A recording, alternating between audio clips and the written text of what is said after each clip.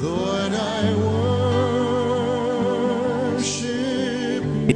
Now, if you are familiar with the story of King Saul and Prophet Samuel, you find that a time came before a battle that Prophet Samuel delayed arrival, and then King Saul had to take some steps.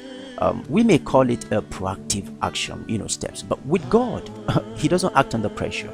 Now, when Samuel came, there was enough reason, legitimate reason for Saul to have taken the step he took.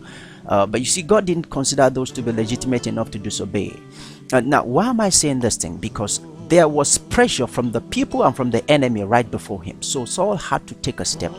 Obviously, me and you, a normal human being, will say, oh, a proactive leader should take a step to do something. But with God, He has principles. Now, why am I bringing this story out to you? We are at a time when pressure is everywhere. People are under pressure. A lady is under pressure to marry, so she might not just ignore anything and just marry anybody, or probably sleep with somebody to get a job or to get married or get some contract to do some things ordinarily you wouldn't do because of pressure. You are under pressure to deny Christ. May not necessarily say I don't love Jesus, but to take a step that will violate your principles, the principles of Christianity. You're under pressure to bring your faith to ridicule. You're under pressure from all angles: family, friends, the community, the state, the policies, even everywhere. But you know what? God has never considered any excuse legitimate enough to excuse disobedience. And I was thinking, why would just what Saul did, why would it just be categorized as something tantamount to witchcraft?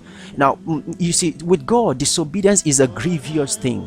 You may have excuses for humans, but not with God. I'm telling you this because as a believer, we're at a time where there will be so much bountiful and excuses. There'll be enough excuses to compromise. There'll be enough excuses to not be a Christian. There'll be enough excuses to be offended at the body of Christ. There'll be enough excuses to embrace the devil. There'll be enough excuses to take a holiday, to take a spiritual leave. But I tell you something, at the end of time, God will not consider those excuses legitimate enough for you to leave. So I advise you as a fellow believer, please, let's keep faith alive.